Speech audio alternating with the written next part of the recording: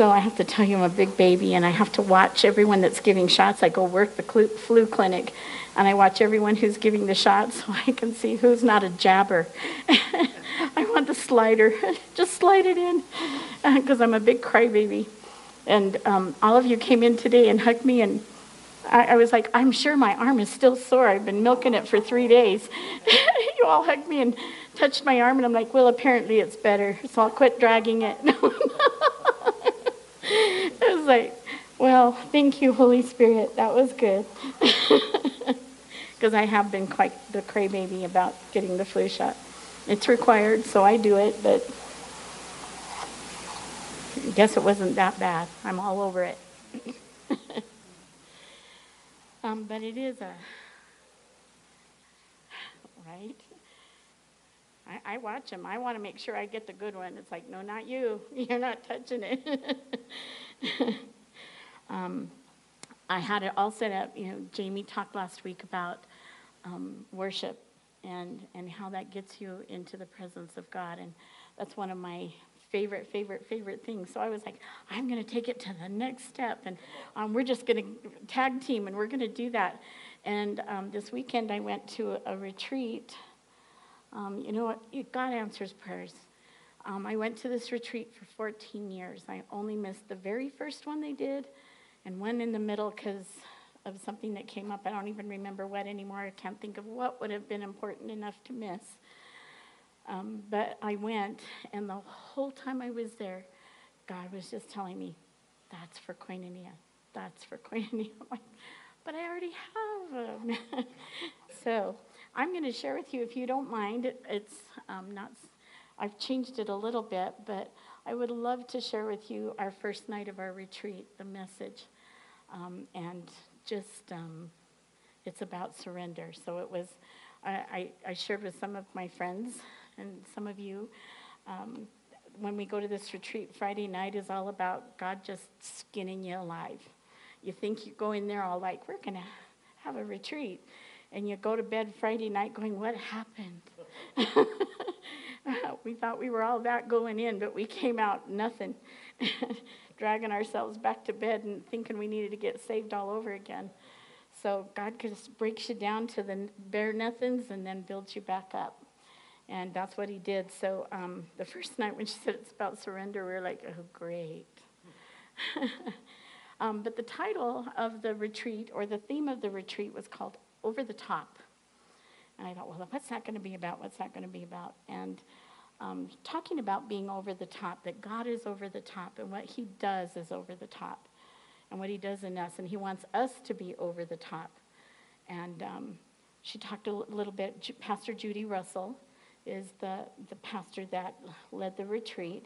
And she talked about a dream that God gave her when she started thinking about the retreat. We hadn't had it in 4 years. They had stopped doing it. And I missed it so much. It was kind of my fill-up time of the year to go and just get filled up and skinned alive and built back up. Because, you get junk in you and you don't know it. And God knows it, and he takes you to the mountain, and he gets it out of you fast.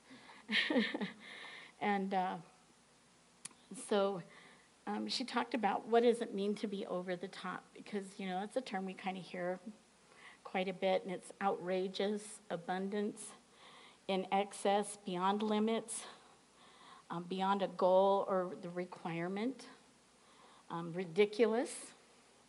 I kind of like that. God likes to be ridiculous in how he blesses us. Over the top can be extreme, outside the normal, so unconventional, it's unbelievable. And then she told us where it came from. Over the top actually came from World War I, when the troops would be in their trenches. They'd dig these deep trenches, and they would be in the trenches. And when it was time to go into warfare and face the enemy, they would go into combat. They would give the signal, it's time to go over the top and face the enemy. And so that was a pretty good meaning right there. We need to be over the top. It's time. This is the time in history where it's time to go over the top. We need to take the enemy by storm and put him in his place and let God's kingdom come forth, right? And so She talked a lot about that. She said when she had this dream about over the top, she was in a arm wrestling competition, and she's this little teeny tiny lady in her 60s, and I mean, probably 90 pounds soaking wet at this point. And I could just see her in this, and big burly guy was her opponent. And she said, and she had they positioned their arms, and in her dream, she had something wrong with her hand, so she had to reposition and put her hand over the top. And she won. It was like, boom, and won. And it was $10,000 prize, and, then she woke up, and she thought, what was that all about, God? And later on in the day, God reminded her there's an old Sylvester Stallone movie that called Over the Top. And it kind of mirrors that story, yeah. And and it's a story, he had to reposition, he had to change what his strategy was in order to have the victory. And so it's an old movie on Netflix. You can probably find it. Put the bad word eraser on, because there are some. But it really is, you can get a lot of spiritual truths out of the worldly movies, right? And it's one of those that you just think about that just a slight reposition in yourself, and you go over the top.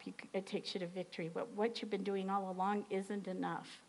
And I think that's where we're at. What we've been doing in our Christian lives all along, it's just not going to be enough to take us where we need to be and where God needs us. And we have to have over-the-top attitudes about everything that we do, because that's how God is, and we're supposed to reflect him. And we kind of get lazy and comfortable, and kind of get in that rut, that Christian church rut. We're good. We go to church, we come to Bible study, I read my word, I pray, I worship, 3 songs, we sit down. I'm so grateful you play more than 3 songs. But that's kind of the norm, when you go to a church service and you kind of, 3rd song, it's going to be the end. Here we go. It's a formula, and our lives become formula. And it's not over the top, it becomes mundane. And we lose that.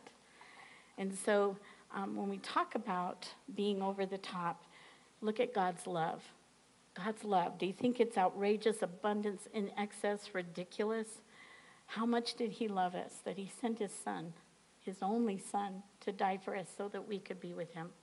That's pretty over the top. And what Jesus did for us is over the top. That he went to the cross is over the top. So our lives should reflect being over the top. And so, when you think about what you do, and no matter what you're doing, and not just in your spiritual life, that should be your whole life.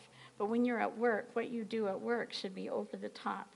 What you do with your family should be over the top, and reflect who God is, his nature. And his nature is to be over the top. So, in the movie, it was the very last match that he had to reposition. It was the last chance, the last match, and he had to reposition in order to have the victory. And so our weekend retreat was about repositioning us to be ready to take on what God has for us. And I feel like that's what's going on with our church here. That we need just a slight repositioning. We need to make some adjustments. And when we do that, we're going over the top. And that's when that walk around Jericho is going to be that 7th time, and here we go, completion. When we come to completion, God's going to take us over the top. And it's going to be bigger than we ever thought. Because that's how God is. It's going to be ridiculous over what we thought. I love that word, ridiculous. God is ridiculous in how he does things. So that's where we are. That's the point in time that we are. So in the Bible, when it talks about over the top, the word that you see a lot is excessive or exceed, above, beyond. When you look in the dictionary, it says, when you look in the Strong's, some of the words are very chiefest, I'm like, is that a word? Highly, very great, very muchness. You know, when you take those Greek words and those Hebrew words and put them into English words, sometimes it's kind of weird, but very muchness. So much, very much. In 2 Peter 1:4, he says, exceedingly great and precious promises. Those are over the top, exceedingly great. That's how over the, you just put over the top in there. We have over the top, great and precious promises. 1 Timothy 1:14, the grace of our Lord was exceeding and great, over the top grace. Ephesians 3:20, exceedingly and abundantly, there's over the top. Ephesians 2:7, Ephesians is a lot about over the top. The exceeding riches of grace. And Ephesians 1:19, exceeding power, over the top power. What would we need over the top of the enemy? Over all the things that come our way, we want to be over the top. In order to have over the top blessing, there needs to be over the top surrender. And when you think about that, it's like, well, wait a minute, I'm all for the over the top blessing, but what's this over the top surrender? And can we pull up? I don't know if we can or not. No, we haven't got that. So let's turn to Romans 6:13.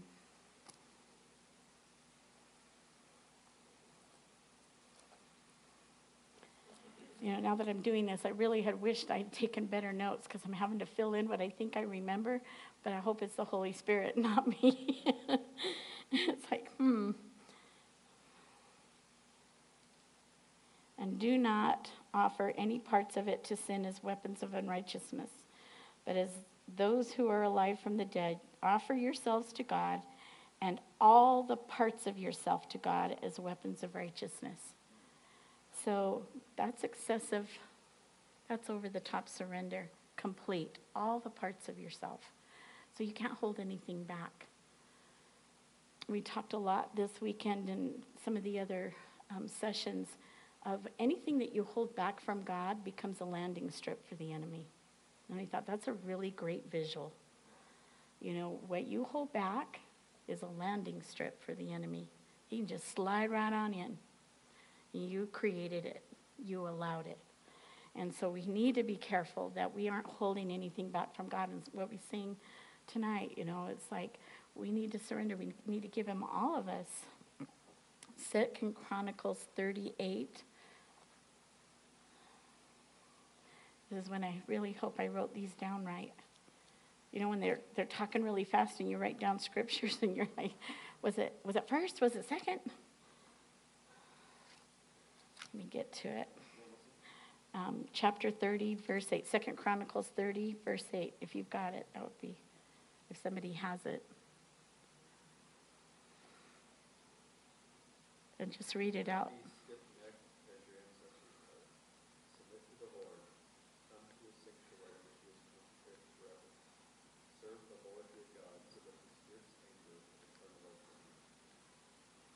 Yeah. So surrender, yield to the Lord, give to him everything. And if you don't, then here's what you can expect. And you want to yield to the Lord. Give him what is his. You are, all of you. Whenever you hold back, landing strip for the enemy. So excessive surrender or over-the-top surrender, what does that mean? It means to give up your own will, give up all of you, and take on all of God. It's an exchange. God says, give me everything, and I'll give you everything of me. Surrender without knowledge of what's ahead. You know, we kind of want an insurance policy. Can I have a risk-free surrender? A really good example of this is Abraham. When God came to him, he was a wealthy man. He had everything he needed, all his family, all his flocks. You know, he was a rich man. And God told him, pack it up, leave. And he didn't tell him where. He said, just do it. And, you know, I think when you talk about the faith of Abraham, look at the surrender of Abraham. He didn't hold anything back. He said, okay, here we go. I'll just pack it up and go. He didn't stop and go, but what about this and what about that? But God, all of my this and all of my blessings, and here you've given me that, is no. So we have to surrender. Surrender is truly surrender when you can do that without knowledge of what God has ahead. It's like, I'm all in, God. No idea of what's coming. So Abraham is an example of over-the-top surrender. If you want to know what it looks like, Abraham is it. Genesis 12, 1 through 4 is really the story of that. When God says, leave and go where I tell you. He had to leave a lot behind. He was 75 years old. It's like, okay, starting over. After all these 75 years, he was well known, he was wealthy, and God said, just go. Pack it up. Abraham trusted God. And the example of that trust lets you know that you will never, never surrender to somebody you don't trust. That no holds bar, I don't know where I'm going, I don't know where we're going, or what we're doing.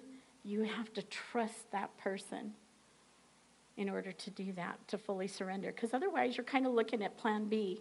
It's in the back of your mind all the time. Abraham didn't get to have a plan B. It was all in, all or nothing. All God or not at all. And so what it tells us when we have things that we hold back from God, when we haven't fully surrendered, is it's really a trust issue with God. That we don't fully trust him to take care of us no matter what. If he asks us to do something and it seems ridiculous, we don't believe that he will ridiculously take care of us. We think, well, maybe he will and maybe he won't. But what if he doesn't? And then I've lost my retirement, or I've lost this, or I don't have that, or we're super in debt and we'll lose everything. You know, all of those things. And we have trust issues with God. So how do we get to know that God, because he is trustworthy, right? We know that in our head, right? God is trustworthy. If there's anyone who keeps their word, who is it? It's God. But he's good, he's loving, he's all of those things, to the ridiculous, to the extreme. And yet we won't surrender. And that means that we don't trust him. And you don't trust somebody when you don't know them well enough. And we don't know them well enough because we don't spend enough time. And so spending that time in worship, it's just like sometimes you just got to stay there. It's like, I just want to know you just that much more, because it grows that much more trust. And every time we get in his presence and he changes us and he touches us and he lets us know that he's got us, and he answers those things that we've had in our minds that have kept us up at night, or you know, we just haven't been able to answer or straighten out, and he gives that to you. He's building that trust. He's having that connection with you, and it was that intimacy you talked about. And when we first got to the retreat, on our beds was this little scripture from Song of Solomon 4:16 through 5:1, and she titled it, "It's a Prayer of Intimacy." And I'm not sure what the translation was that they took it from and made it a prayer, but this is the prayer of intimacy. It says, "May your awakening breath blow upon my life until I'm fully yours." Kind of like breathe on me, right? "Breathe upon me with your spirit wind. Stir up the sweet spice of your life within me. Spare nothing as you make me your fruitful garden. Hold nothing back until I release your fragrance. Come walk with me as you walked with Adam in the garden, the paradise garden. Come taste the fruits of your life in me. Come walk with me until I'm fully yours. Come taste the fruits of your life in me." That's where we need to be with God. That we are his fruitful garden that he walks in and out of every day. And that he smells the fragrance of what is inside of us. That's him, the fruit of the Spirit that's growing and ripening and coming to fruition. And so those are all the ways that, you know, we just need to get into that intimacy with God, that we just know him so well that when he says, get up and go, you're 75, so what? Leave it all and go. And you just go, okay, packing up now. You know, I'd be going, well, wait a minute. I remember I was just telling you, let's see, when I came here, I was like, I left a really nice position, a big church. I was very comfortable. And God said, get up and go. And we had 2 months of discussion. I was not a good Abraham. I was like, no, I don't think that's what you're saying. And all of this stuff and all of this stuff, and look what I'm doing, and this is really fruitful. And he just kept saying, no, I want you to pack up and go. And so finally I did, but, I wasn't like Abraham. I kind of went with plan B and C, and that's not over the top surrender. There was places that I left for the enemy to still, well, what if this and what if that? And you have to let it go. So God will just do a good work in us to get us to that place, but it comes through intimacy with him, our prayer, our worship, just spending time in his presence. We had some free time, and a lot of people went off and went shopping in Ruidoso, and I know better because then I get stuck and I don't get back on time, so I didn't go. And I found a place. The sun came out for a little while in between the rain and snow and wind that was going on up there, and I got to go sit in one of the meadows out there and just sit there. And you know how God just can do a work? You're not praying, you're not doing anything, you're just sitting there enjoying what he created. And he's right there. And he does something in you. And, he does that. We don't have to be in a church service for God to do a work in us and to have that intimacy. So we need to have the trust in God that Job had. Though he's slain me, still I will trust him. Still. No matter what he does to me, even if he kills me, I'm still going to love him. I'm still his, holy. That over-the-top surrender allowed him to endure everything that he endured. And I think about the things that happened to Job and go, okay, maybe I have a few landing strips we need to dig up here. I'm not really sure I would endure without cursing God at some point in all of that he went through. We can't trust someone we don't know, and we will never surrender to someone you don't trust. We judge God by how man acts. If somebody would let you down or would lie to you, we judge God by that same standard. Well, he might be lying to me.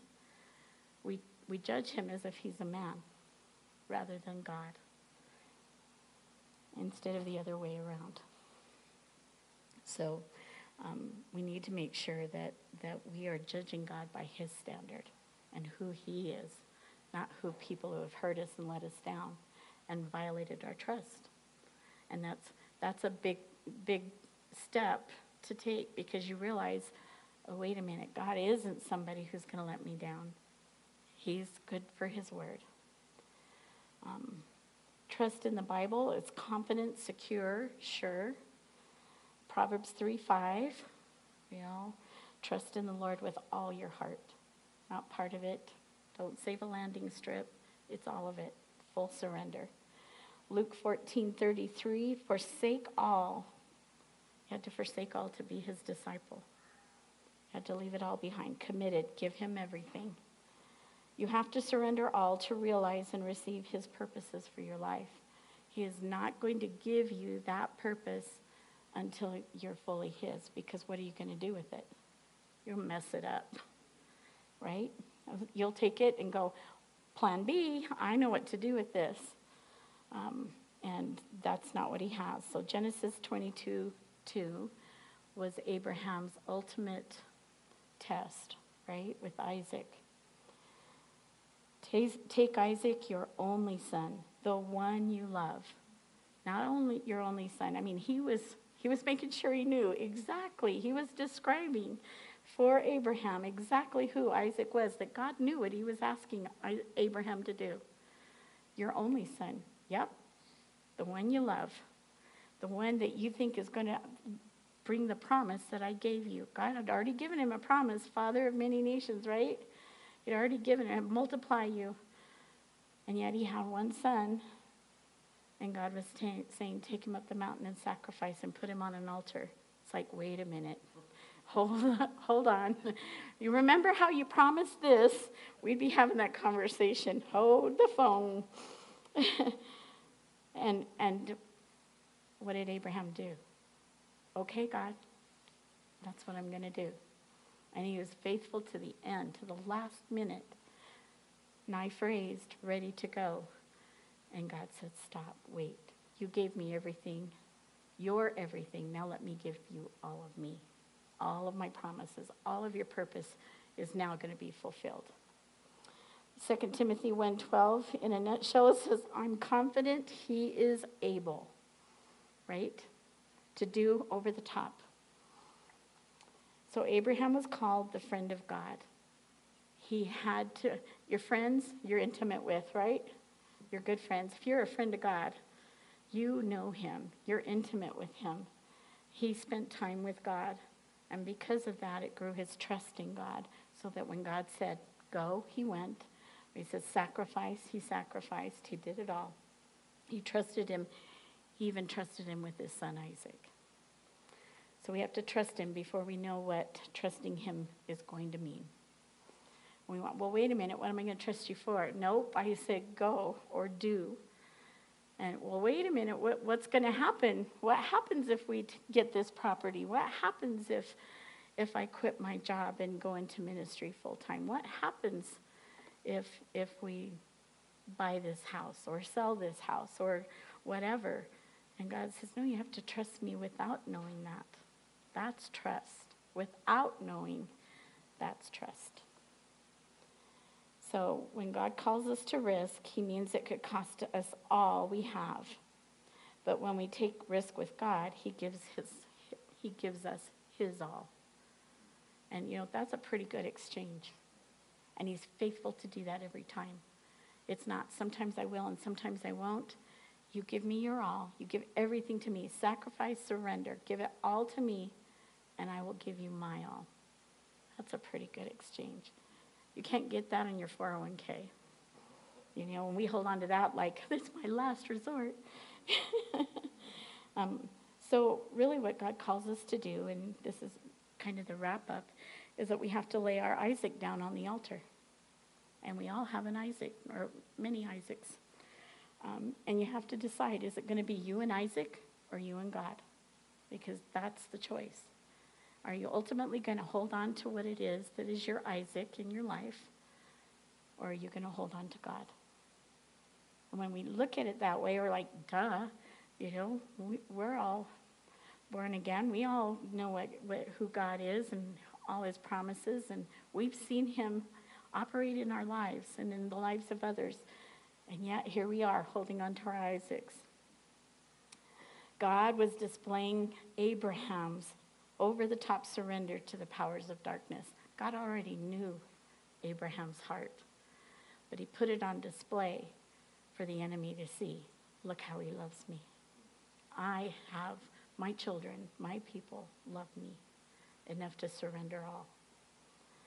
And over-the-top surrender results in over-the-top blessing.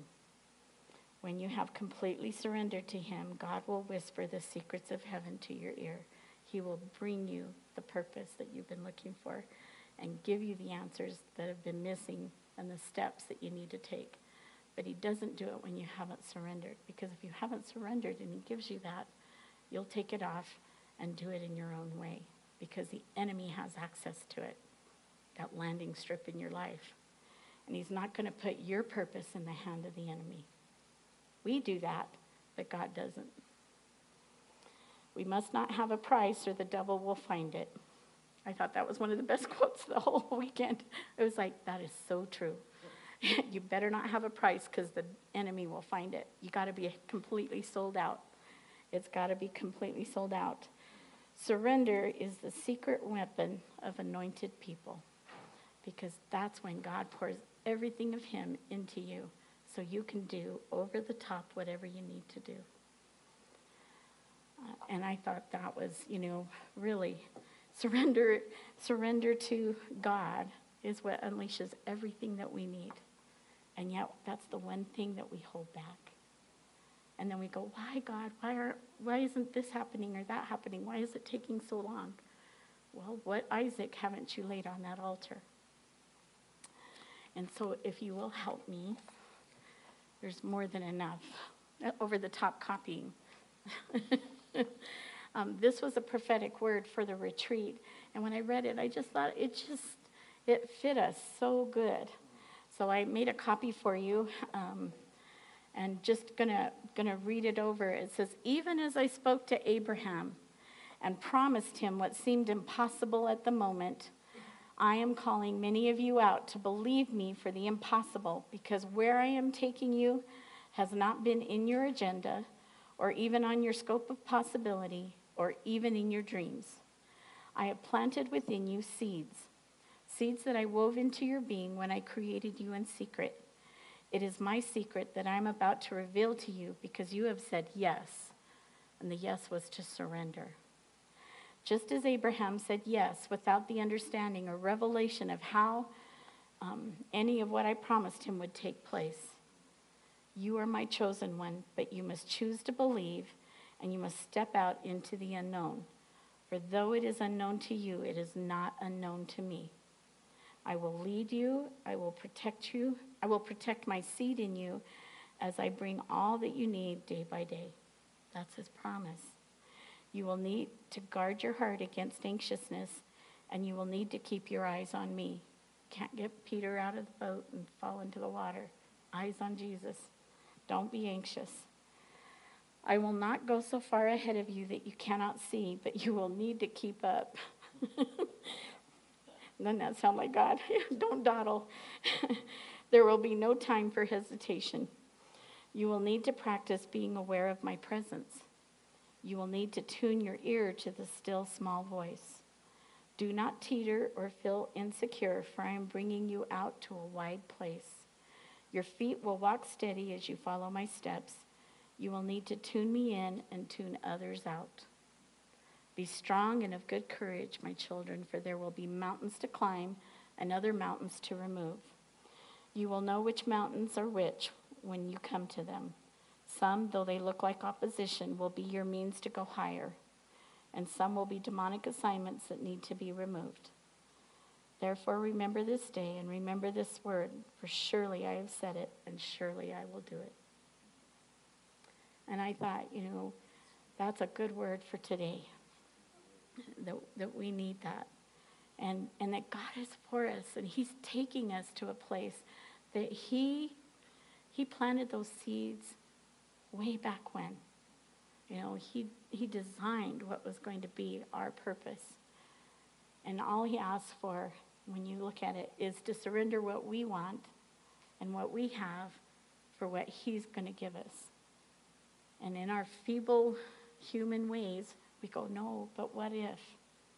And we've got to get rid of that. And so I thought today, there's a song that is about surrender, that if we could be in our personal prayer time, come to a place to say yes to God, just like Abraham did. Yes, you can have all of me. Or God, give me the grace because I'm not there yet. I can't do it yet. I don't think I can. There's that place, and we all know where our Isaacs are. And there's that place I'm holding on to that I haven't yet given to you. But give me the grace. I want to. Give me the grace to do it. And then when we're done with the song, then we'll get together. And what I'd like for you to do is to pair up with another person and just be in agreement, seal the deal of that surrender, and pray with them so that you can agree with each other, pray for each other, but seal the deal with that surrender so you can leave here in agreement. There's power in that agreement.